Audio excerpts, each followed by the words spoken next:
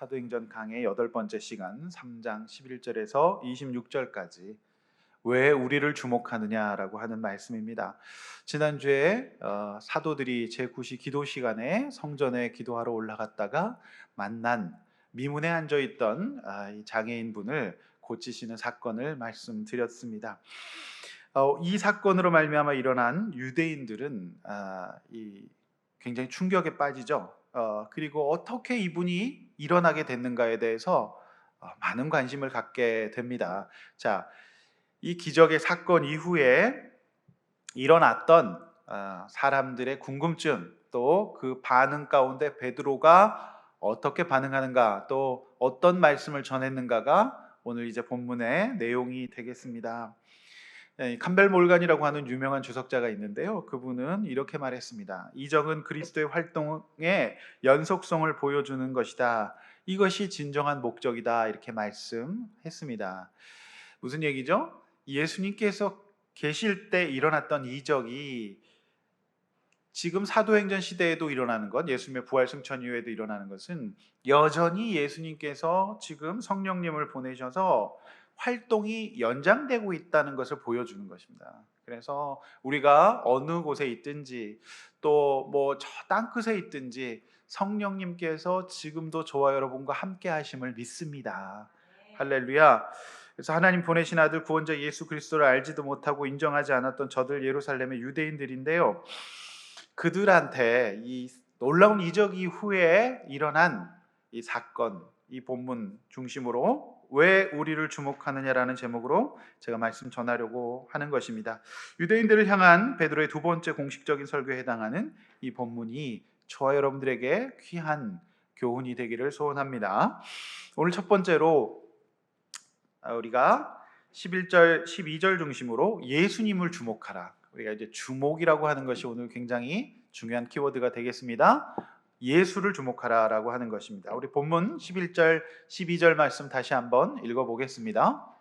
나은 사람이 베드로와 요한을 붙잡으니 모든 백성이 크게 놀라며 달려가 이 솔로몬의 행각이라 불리우는 행각에 모이거늘 베드로가 이것을 보고 백성에게 말하되 이스라엘 사람들아 이 일을 왜 놀랍게 여기느냐 우리 개인의 권능과 경건으로 이 사람을 걷게 한 것처럼 왜 우리를 주목하느냐. 자, 우리 11절을 읽으셨습니다. 12절도 읽으셨는데, 자, 10절을 여러분 살펴보셔야 됩니다. 이 본문을 잘 이해하기 위해서는 평생 성전 미문에 앉아있던 구걸하던 사람이 성전에 들어와서 걷기도 하고 뛰기도 하고 하나님을 찬송하는 것을 보고 유대인들은 너무너무 놀라죠.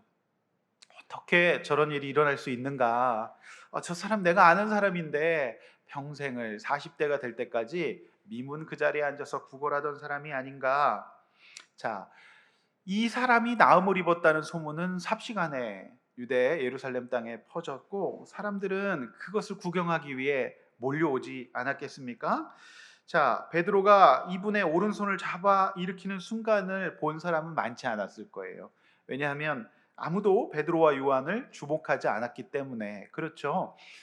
그 현장의 증인들은 많지 않았던 것 같습니다. 그래서 유대인들은 베드로와 요한의 얼굴을 모르고 아는 것은 이 나음 받은 사람의 얼굴만 알기 때문에 이 사람을 이제 주목하고 있습니다. 그래서 이렇게 물어보지 않았겠습니까?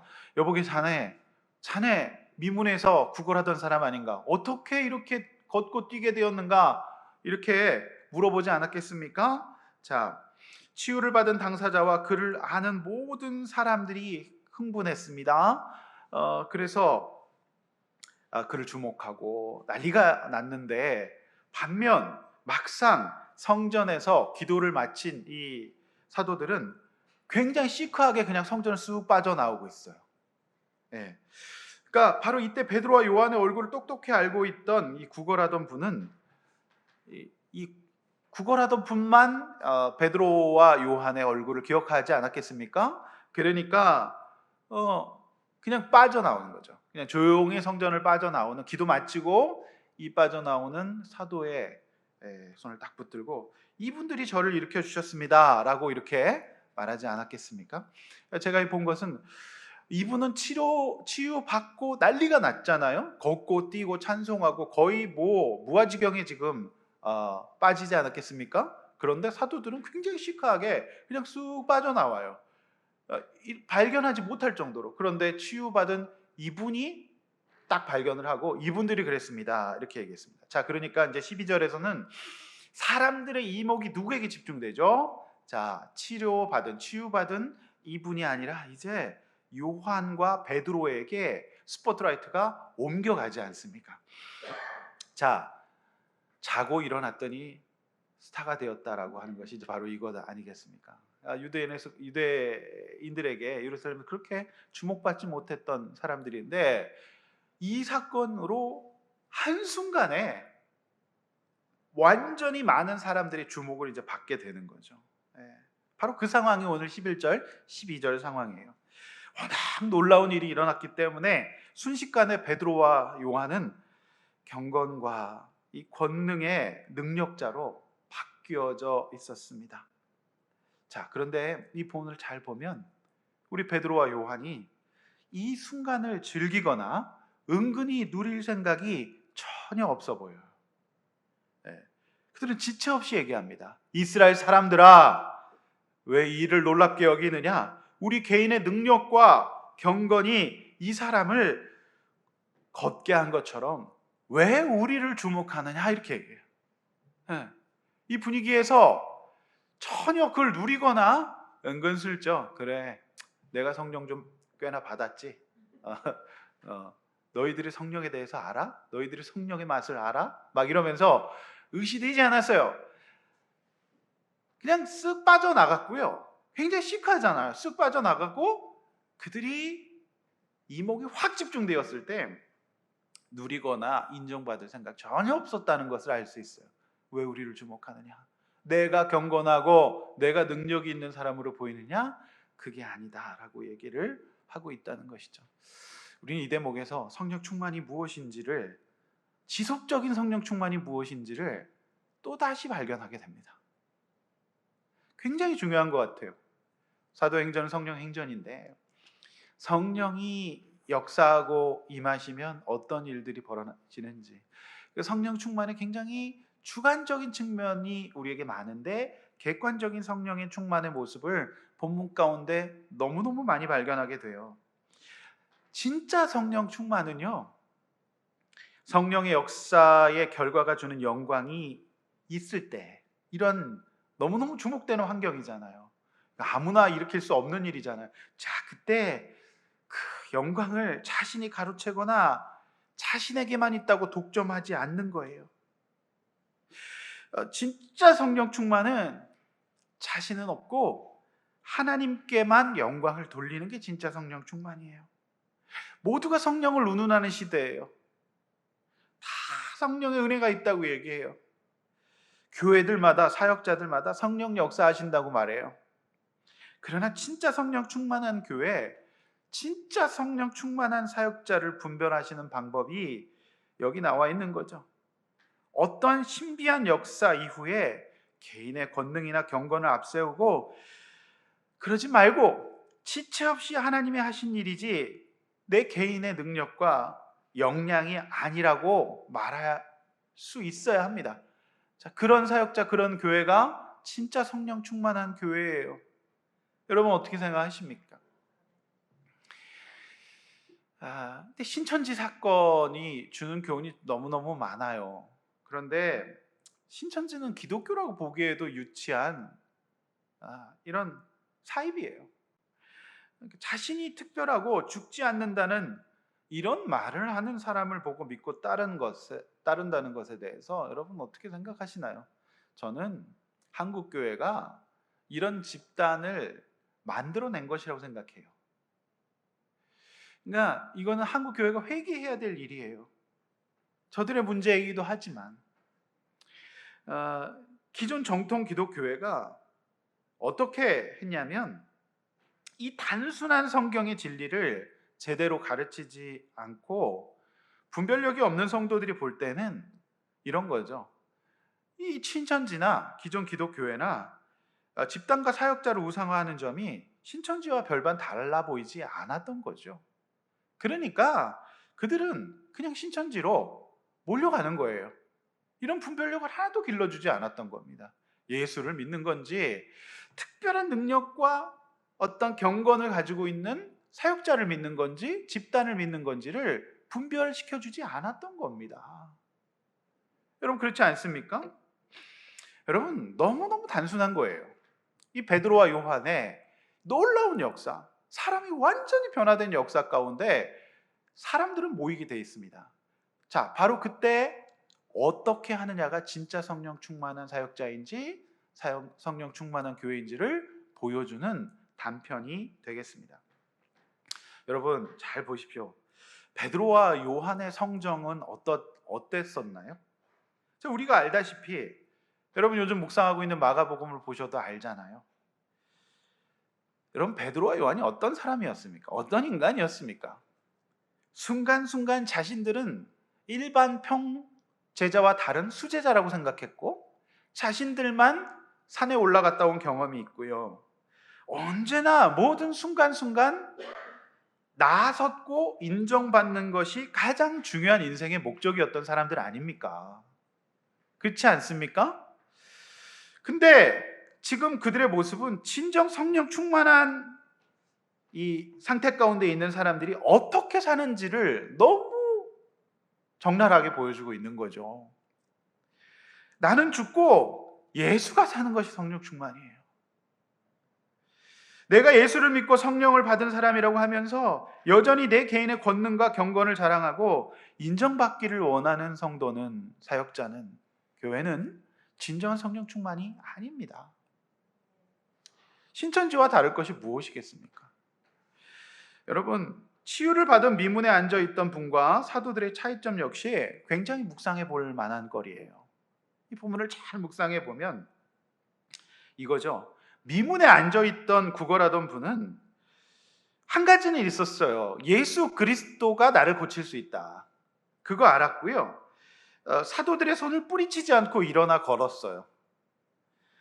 그러나 양육을 받은 적도 없고 예수님의 깊고 풍요로운 성품에 대해서는 아직 아는 바가 없잖아요. 그가 아는 것은 지금 그가 걷는다는 거예요. 예수가 나를 고쳤다는 겁니다. 자, 거기까지죠.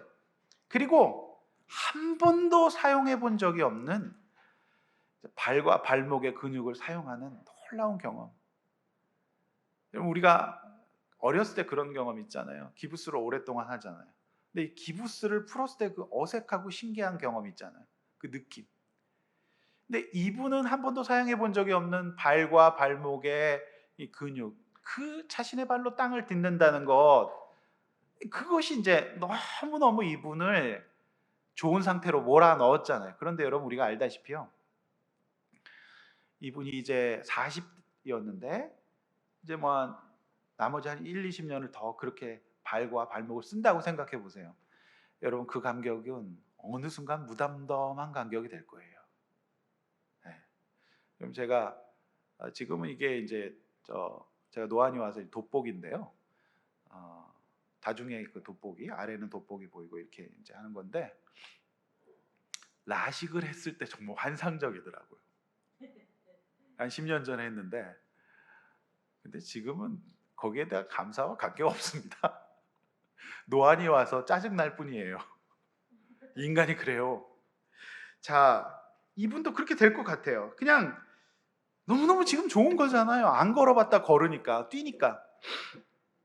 물론 하나님을 찬송하기는 했지만 이분의 찬송이 어찌나 요란했든지 기도하러 올라왔던 모든 사람이 볼 정도였어요. 거의 지금 흥분의 도가니, 심리학적으로 보면 이분은 거의 지금 조증이 온 것 같아요. 예. 거의 조증이 와가지고 막 뛰고 난리가 났고 막 할렐루야 그러면 막 울고 막 난리가 났습니다. 자, 우리는 이제 그 온 국민이 이런 조증에 걸렸던 때가 있어요. 저도 그때를 잊지 못한, 제가 운전하고 있었는데 온 국민이 차에 지붕에 올라가고 거리를 막 다니면서 막 태극기를 흔들고 박수를 쳤던 데, 어제 2002년 월드컵 때. 여러분 그때 우리 국민이 어땠나요? 저는 이제 그때 우리 한국 축구의 상황이 미문에 앉아 있던 상황이었잖아요. 고질적인 문전 처리 미숙으로 늘 미문에 앉아요. 근데 그 성전 그 골 안으로 못 들어가고 미문에 앉아 있는 이 한국 축구가 이게 웬일 4강에 들어가네요. 그러니까 사람들이 집단적으로 처음 경험하는 이 그게 바로 이제 성전에서 걷고 뛰었던 사람들의 그거 아니겠습니까? 근데 여러분 그거에 대한 감정과 기쁨 우린 다 없지요. 지금 이제 국나를 맞아가지고 우리 민족은 지금 반대로 갔어요. 반대로 갔어요. 자, 사도들은 반면 어땠나요? 너무너무 환상적인 역사의 주인공이 됐잖아요. 어떻게 보면 베드로와 요한이 여러분 손을 잡아 일으켰는데 평생 못 걸었던 분이 일어났습니다. 여러분 같으면 어떠겠어요? 예스! 아싸! 찍어 막 이러면서 그러지 않겠습니까? 예? 막 셀카 찍고 난리 났겠죠. 자, 그런데 이들이 시크하게 그냥 이 성전을 빠져나가 기도하고 그냥 가요. 못 찾았어요. 오직 이 사람은 겨우 찾았어요.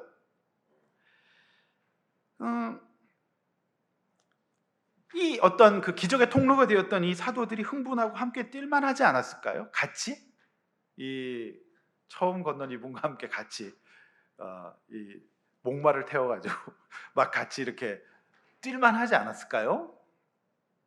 그런데 사도들은 이 본문에서 나타난 바가 진정한 성령 충만의 단면을 보여주는 역할을 하고 있어요.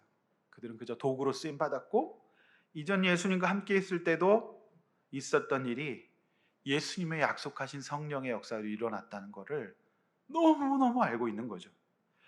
그러니 그들은 양육을 받지 않고 예수님의 사도도 아니고 그저 나음을 받았다라고 한 이 순간 도취되어 있던 이분과는 달리 기도를 다 그냥 했던 대로 루틴 기도를 다 하고 차분히 성전을 빠져나가고 있는 거예요. 이걸로 막 난리를 피거나 흥분하거나 교만을 떠는 일과 같은 유치한 행동을 하지 않고 있지 않습니까? 그들의 사고와 감정이 정확히 성령에 통제되어서 어린아이 같이 행동하고 있지 않는 것을 볼 수 있어요. 치유를 받은 앉아있던 분과 사도들은 분명히 다릅니다. 양상이 달라요. 이 모습이 오늘 사도행전을 묵상하고 있고 읽고 있는 저와 여러분에게 주시는 또 우리 한국교회에 주는 메시지예요. 누구를 높이고 있느냐? 누구를 인정하고 있느냐? 이 메시지입니다. 결국 이 어떤 성령 충만의 건강성을 가르치지도 않고 보여주지도 않은 정통 기독교회가 이단을 양성한 겁니다. 신천지 가는 분들은 비슷해 보이는 거죠. 여러분, 이것이 바로 성령의 통제를 받는 사람의 성숙과 그렇지 못한 사람의 미성숙의 의미가 되겠습니다. 사도들 1년의 훈련 과정을 통해서 이제 성숙으로 가요. 그런데 이 1년의 훈련 과정이 철저히 삶으로 배우는 것이었어요. 여러 가지 실수와 넘어짐과 또 부인과 그렇지 않습니까? 예수님을 부인하고 예수님께 사단 소리도 듣잖아요. 그러니까 예수님에 대한 지식과 훈련받은 말씀이 없어서 그저 첫사랑의 감격만 가득한 미문에서 나음받은 성도들이 한국에는 굉장히 많아요. 구걸하던 분과는 차이가 있는 사도의 측면이 우리에게 너무 부족한 거죠. 그러니까 같은 역사의 현장에 있었지만 나음받은 이분과 이 사도의 온도 차이는 너무 많이 나는 거예요, 지금. 그렇지 않습니까? 자, 요즘 우리가 어려운 때를 보내고 있어요. 다 어려워요.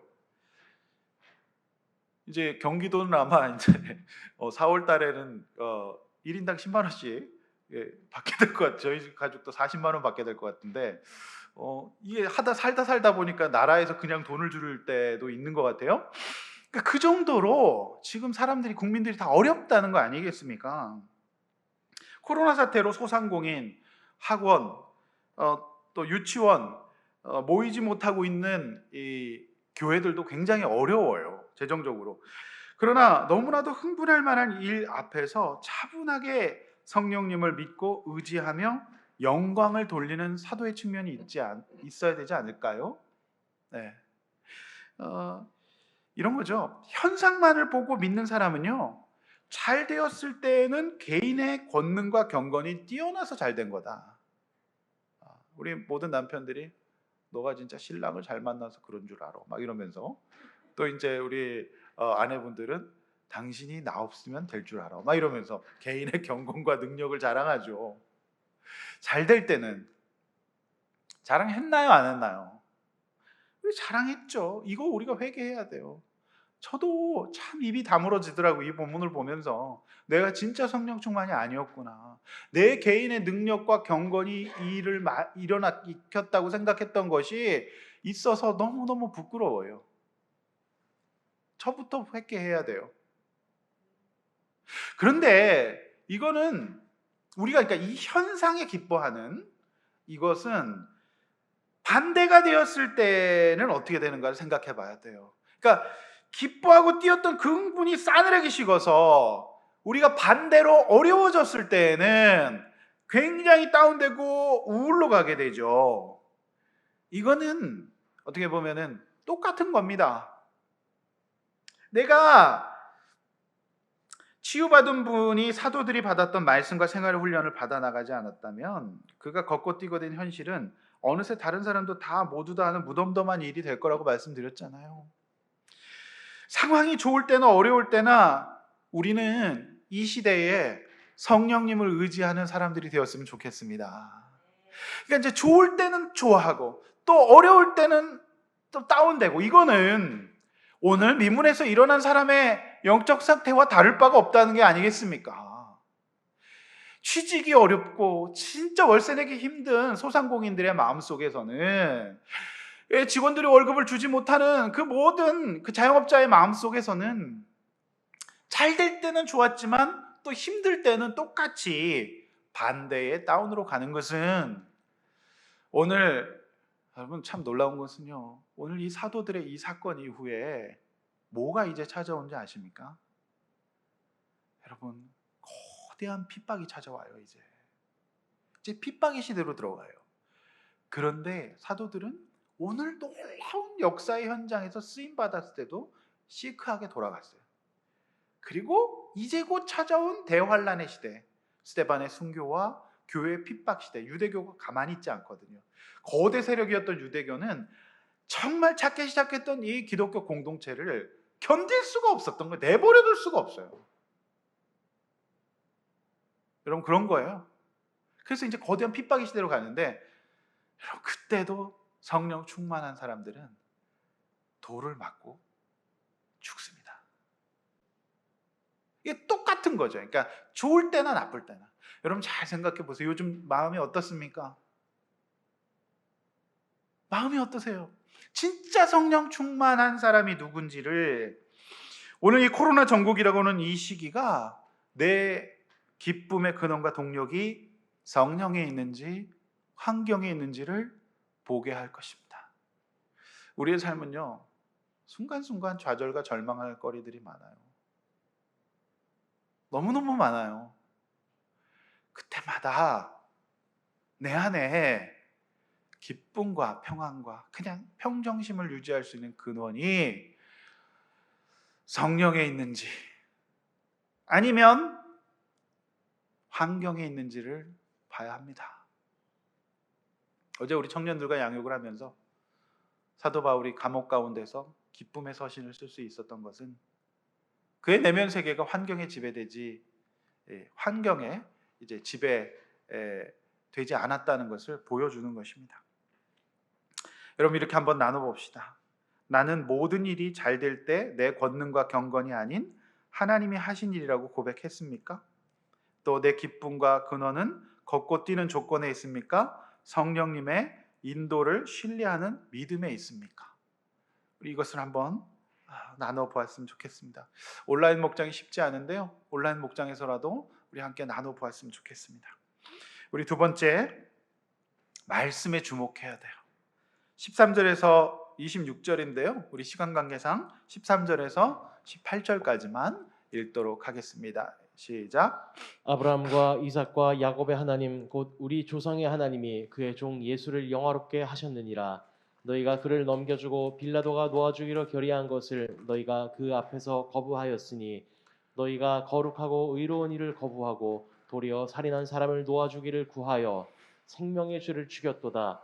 그러나 하나님이 죽은 자 가운데서 그를 살리셨으니 우리가 이 일의 증인이라. 그 이름을 믿음으로 그 이름이 너희가 보고 아는 이 사람을 성하게 하였나니 예수로 말미암아 난 믿음이 너희 모든 사람 앞에서 이같이 완전히 낫게 하였느니라. 형제들아 너희가 알지 못하여서 그리하였으며 너희 관리들도 그리한 줄 아노라. 그러나 하나님이 모든 선지자의 입을 통하여 자기의 그리스도께서 고난 받으실 일을 미리 알게 하신 것을 이와 같이 이루셨느니라. 아멘. 자, 사도행전 설교가 오늘까지 해서 8번입니다. 사도행전은 성령이 어떻게 일하시는지를 보여주는 책이라고 여러 번 말씀드렸어요.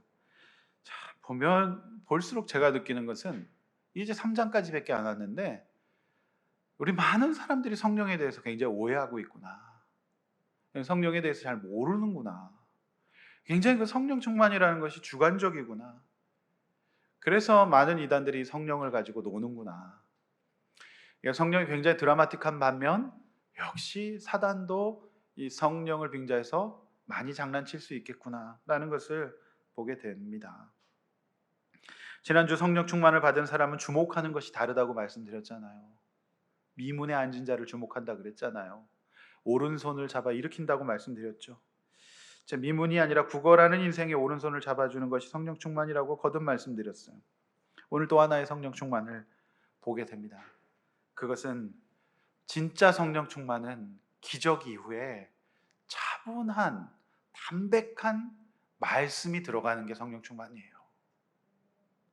여러분, 이 역사와 기적 이후에 그들은 뭘 합니까?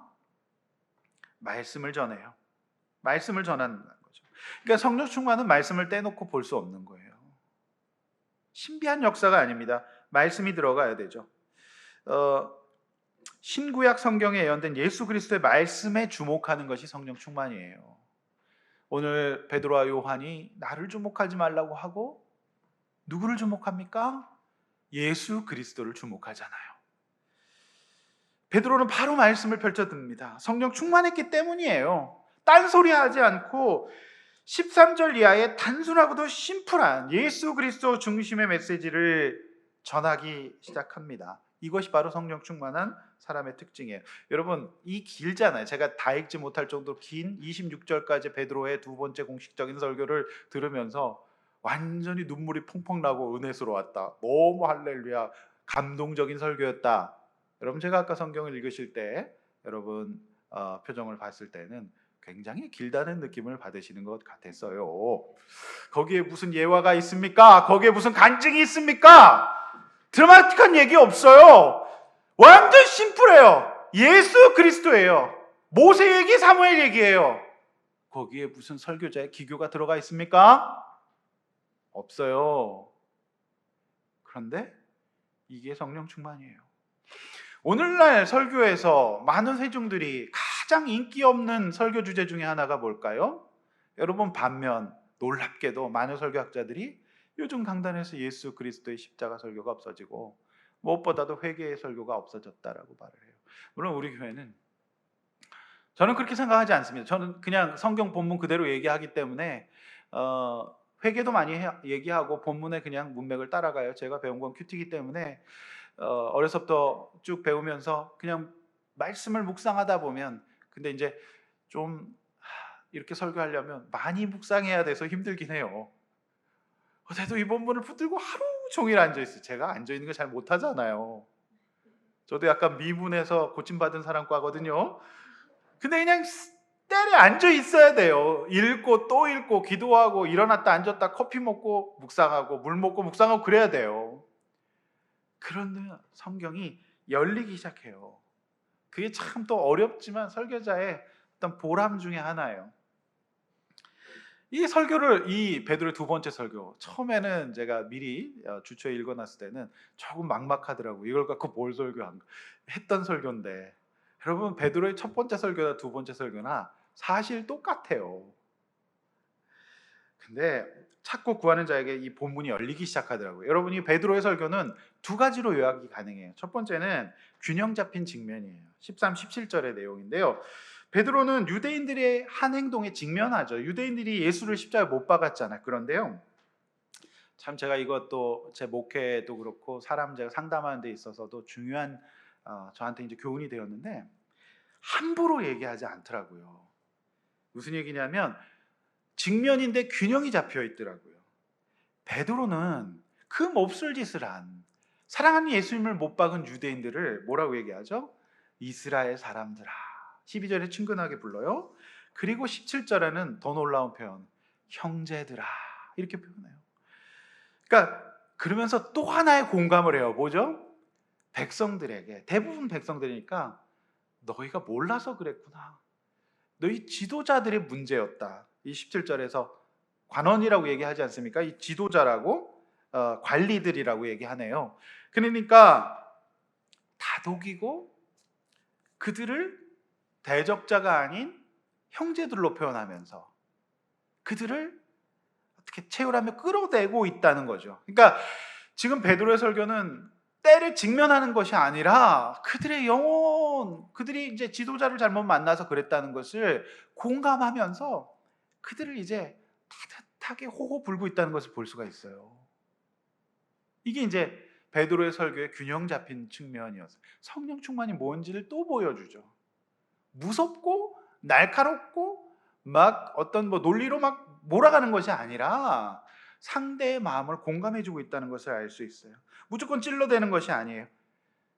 사랑과 애통함을 전제로 깔고 있다는 것을 보여주고 있어요.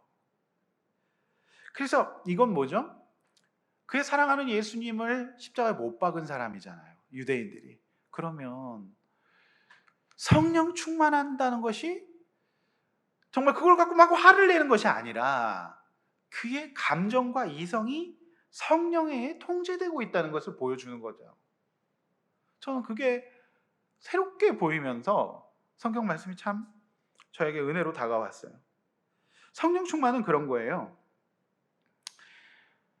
너무 싫고 무섭고 그렇지 않겠습니까? 그런데 그들을 함부로 대하지 않는 거죠. 참 이 베드로가 전한 메시지는 쉽지 않은 메시지였어요. 그러니까 당시 기독교는 마이너였고 주류는 유대교였잖아요. 근데 유대교 율법의 세상에서 그것도 십자가의 예수를 못 박은 당사자들에게 너희들이 빌라도가 풀어주고자 하는 예수를 못 박지 않았느냐라고 직면하는 것은 보통 어려운 일이 아니잖아요. 그러니까 베드로는 그런 거예요. 지금 담대하면서도 겸허한 자세예요. 담대하면서도 겸허한 자세예요. 성령 충만한 거예요, 이게. 성령 충만은 예수를 믿어, 지옥 갈 거, 막 이거 아닙니다. 지하철에서 난 그거 아니라고 봐요. 바카스 하나 딱 내밀면서 형제님 얼마나 힘드세요? 힘들 땐 바카스 딱 주면서 그러면서 우리가 다 죄인이라 예수를 십자가에 못 박은 대상이죠. 그러나 그렇게 함부로 하는 거 아닙니다. 그러니까 이 베드로의 설교에 균형을 성령이 주고 있다는 걸 볼 수 있어요. 그러니까 이렇게 부모님과 같은 예수님을 죽인 사람들 앞에서 이렇게 하는 거. 이건 이제 우리도 손양원 목사님의 성령 충만함도 생각하게 되잖아요. 여러분 진짜 성령 충만이 뭔지를 너무 많이 본문은 얘기해주고 있어요. 애통과 사랑을 중심 잡고 불편하지만 해야 될 이야기인 저들이 십자가 예수를 못 박은 이야기를 하고 있습니다. 동시에 몰라서 그랬다라고 얘기를 해주네요. 17절에 참 몰라서 그랬지. 이게 참 성령 충만인 것 같아요. 저희 아들이 지금 고3입니다. 근데 고3인데 이 방학이 자꾸 이제 길어지니까 너무 기뻐하면서 미문에서 일어난 사람처럼 놀고 있어요.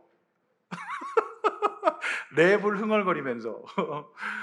이게 이제 제가 화가 나겠습니까? 안 나겠습니까? 최소한 자기의 앞가림을 해야 되잖아요. 그런데 이놈이 그렇게 하지 않아요. 그래서 제가 화가 굉장히 많이 났어요. 그런데 제가 이제 이번 주 내내 이 어려운 베드로의 두 번째 설교를 묵상하지 않았겠습니까? 가만히 묵상해 보니까 성령께서 제 마음속에 너나 잘하세요. 그러니까 지금 이제 이 코로나 전국을 맞아서 우리 교회가 모이지 못하고 주중 모임도 다 닫고 있고 이제 뭐 수요 예배도 못 하고 다 이런 상황 아닙니까? 그러니까 저도 은근 풀어지는 면이 있더라고요. 그래서 제가 회개가 딱 입을 다물고 하루 동안 다음 날 내가 생활 예배 잘하고 내 나름대로 시간 관리 잘한 다음에 우리 아들한테 얘기해야 되겠다 하고 하루를 잘 지냈어요. 그러면서 저녁에 얘기를 하는데 오랜만에 아들과 싸우지 않고 대화했습니다. 원래 고3 정도 되면은 무조건 나가세요 이렇게 얘기하거든요. 제 방에서 나가주세요. 근데 아들과 얘기를 하는데 하나님 지혜를 주시는데 이 아이가 나름대로 힘들겠구나. 오늘 본문처럼 몰라서 그런 거구나. 형제, 그러니까 아들아. 그러니까 이 녀석이 뭐라고 얘기하는 줄 아세요? 아빠 저를 믿어주세요. 그래서 내가 이 아들한테 믿음을 믿지 않는다고 느꼈나 봐요. 믿는데 아빠의 저의 감정도 솔직히 직면해야 돼. 너의 때와 엄마 아빠의 너를 향한 어떤 서포트와 수고를 네가 알아줬으면 좋겠다. 제가 전달해야 될 메시지 전달하는데 전달의 기본에 있어서는 이 아이도 나름 막막하고 힘들겠구나라는 것을 공감하는 것이 중요하다는 거예요. 할렐루야. 저와 여러분들의 양육과 이 대화 가운데 이러한 균형 잡힌 설득이 있을 수 있기를 원합니다. 이게 성령 충만이에요. 우리 두 번째는 새롭고 회개하라 18, 16, 26절이에요. 베드로는 직면 이후 회개하라고 하는 방법을 제시해요. 예수님께서 유대인들의 모든 죄를 용서하시고 회개하고 돌이키면 새롭게 되는 날이 주 앞에 이를 것이라고 선포하죠. 19절이 말씀이죠. 여기서 이제 새롭게 된다는 말은요, 씻어내린다라고 하는 원어의 뜻이 있어요. 지우다라고 하는 뜻이 있습니다. 그 유명한 주석가 바클레이는 이렇게 주석했어요. 고대 양피지 즉 파피루스에는 이 양피지 양의 털 위에 글을 썼는데 당시 잉크에는 화학에서의 산 얘기하는 겁니다. 그게 이제 들어있지 않아서 현대 잉크처럼 파피루스를 부식하지 않았어요. 그것은 단지 그 표면에 칠해져 있을 뿐이에요. 그래서 거기 써 있는 글씨를 지우려면 물에 젖은 스펀지를 갖고 그냥 씻어내리면 된다는 거죠. 그러니까 너무 잘 지워지는 거예요. 그래서 이 본문을 보면서 우리가 이제 회개라고 하는 것은 우리의 죄가 이제 기록이 돼 있는데 예수님께서는 그냥 잘 지워진 잉크처럼 우리의 죄를 깨끗하게 씻어주신다라고 하는, 그러니까 그 당시에 씻어준다는 의미가 양피지에 그냥 바로 물만 대면 지워지는 글자였기 때문에 그 의미로서 다가온다는 겁니다. 그래서 우리가 이 회개라고 하는 개념을 우리가 씻어준다라고 하는 개념, 이 개념을 우리 2000년 지나서 읽는 우리보다 그 당시 사람들은 훨씬 더 피부로 와닿게 느꼈을 거예요. 제가 이제 모형을 좋아하지 않습니까? 모형 좋아하는데 모형 도료 가운데 여러 가지가 있어요. 락카 계열이 있고 에나멜 계열이 있고 그 다음에 아크릴 계열이 있는데요. 여러분 아크릴 계열이 바로 이거. 아크릴은 물로써 지워집니다. 잠깐 갑자기 또 전문 용어 나오니까 여러분 또 헷갈리시는 것 같은데 저는 이게 너무너무 이게 느껴지더라고요. 이 본문이. 여러분 제가 고등학교 1학년 때 이 일을 맞이했어요. 정말 고1 때 제가 예수 영접했는데 고1 전까지 죄의 목록이 많았죠. 그런데 그게 싹 씻겨진 경험을 제가 고등학교 1학년 때 하게 됩니다. 저에게 있어서는 새로운 날이었어요. 그래서 오늘 본문에 새로운 날을 맞으라라고 얘기하죠. 하나님은 이전부터 선지자들을 통해서 말씀하셨어요. 그 얘기예요. 21절 이하, 22절 모세, 24절 사무엘도 마찬가지죠. 심지어 믿음의 조상인 25절에 아브라함까지. 그러니까 이 얘기는 뭐예요? 너희들이 못 들은 얘기 아니다. 믿고 있는 구약 성경에 다 예언된 얘기다. 복습하자. 그런 얘기입니다. 따라서 오늘 베드로의 설교의 주인공은 1차 때도 그랬고 2차 때도 그랬고 예수 그리스도였어요. 여러분 어떤 설교를 듣고 싶으세요? 여러분, 기적과 치유, 축복의 얘기를 듣고 싶으신가요? 그건 신천지 가서 들으셔야 돼요.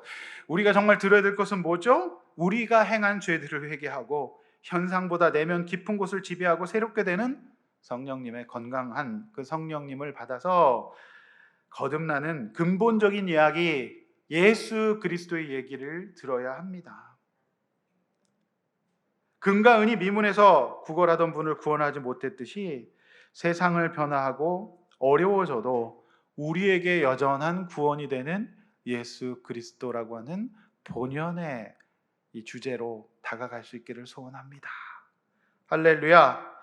여러분, 26절에서 베드로의 설교가 끝나요. 자, 26절 본문 다 함께 한번 읽어보겠습니다. 26절 본문 26절 읽습니다. 시작. 하나님이 그 종을 세워 복 주시려고 너희에게 먼저 보내사 너희로 하여금 돌이켜 각각 그 악함을 버리게 하셨느니라. 네, 여기서 종은 예수님입니다. 그래서 여러분이 단순하고 명료한 메시지 앞에서 우리가 해야 된 것은 다른 게 아니라 유대인들이 성전에 올라가듯 어려서부터 교회는 다녔지만 예수님을 모르고 그 마음대로 내 마음대로 살던 죄를 회개하고 오늘 새롭게 될 수 있기를 소원합니다. 할렐루야. 이렇게 한번 나눠봅시다. 베드로가 유대인들을 직면했듯이 내가 사랑과 말씀으로 균형 잡힌 직면을 해야 될 대상은 누구일까요? 그리고 내 죄를 위해서 예수님께서 십자가에 죽으셨음을 고백하고 회개했습니까? 이제 설교는 결론입니다. 여러분, 제가 톡방에 한번 공유했던 영상이 있어요. 말그릇이라고 하는 책의 저자 이야기입니다. 근데 이분 참 놀라운 게 이 여자분이신데 상담자인데 어려서부터 아버지가 자주 바뀌는 환경을 맞이했다 그래요. 그러니까 어머니가 이제 이혼과 재혼을 거듭하셨겠죠. 그러니 이분이 마음의 상처가 왜 많지 않았겠습니까? 그런데 이 말그릇이라고 하는 베스트셀러인데요. 이 책에 보면 그런 얘기가 있어요. 말 그릇을 키우기 위해서는 세 가지 요소를 이해하고 제대로 사용할 줄 알아야 합니다. 이 과정은 자신의 내면을 살펴보는 일과 맞닿아 있는데 하나는, 잘 들으세요, 마음속에서 일어나는 감정. 두 번째는 머릿속에서 고착된 공식이 있어요. 말하는 공식. 그리고 하나는 저절로 튀어나오는 말 습관이다. 이렇게. 그러니까 감정과 공식과 습관. 자, 이것이 나의 말그릇 속에 담겨 있기 때문에 항상 이제 나쁜 말을 하게 된다는 거예요. 근데 이분이 각고의 노력을 하면서 또 상담을 하면서 고쳤어요. 저는 이 책을 읽으면서 무릎을 쳤어요. 베드로 역시 말그릇이 꽤나 좋지 않았던 사람이잖아요. 정말 헛소리 많이 합니다. 말그릇 정말 안 좋아요? 사도들도 말그릇이 안 좋아요. 그래서 누가 크냐 논쟁 우리가 벌이지 않았겠습니까? 이번 주 큐티에서. 자, 오늘 본문의 설교 전후에 한 이 멋진 말들을 어떻게 베드로가 할 수 있었을까? 그 말그릇 어떻게 고칠 수 있었을까? 자, 2000년 전에는 신경정신과도 없었고 우울증 약도 없었고 상담자도 없었잖아요. 그런데 베드로가 이렇게 멋진 말그릇을, 오늘 이 말그릇의 저자가 하는 것처럼 이렇게 왜 나를 주목하느냐, 그리고 설교의 본때도 형제들아 너희들 몰라서 그랬지 하면서 전혀 교만하지 않은 이 모습을 볼 때에 결국 베드로와 요한, 베드로의 상담자는 예수 그리스도였고 예수 그리스도의 보내신 성령님이 그의 말그릇을 변화시키셨다는 것을 보게 되지 않겠습니까? 할렐루야. 저 여러분 모두가 이러한 성령 충만의 본질을 회복할 수 있기를 소원합니다. 할렐루야. 말씀 맺습니다. 진정한 성령 충만은 예수님을 바라보도록 하는 것이에요. 또한 진정한 성령 충만은 말씀 앞에서 회개하는 것입니다. 저는 오늘도 여러분들에게 도전하고 영접의 시간을 갖기를 원해요. 여러분, 유대인 같은 신앙생활, 형식적인 신앙생활, 죄 가운데 있는 신앙생활을 벗어나서 예수님의 십자가 앞에서 죄의 사함을 받고 새롭게 되어 하나님의 자녀가 되시기를 축원합니다. 할렐루야. 오늘 이 말씀을 잊지 마시고 우리 성령 충만이 무엇인지, 이 어려운 시대를 보낼 때 우리가 환경에 지배받는 인생이 아니라 성령에 지배받아서 이 때를 또한 묵묵하게 통과할 수 있는 저와 여러분 되시기를 축원합니다. 우리 시간에 함께 찬양하고 기도하겠습니다.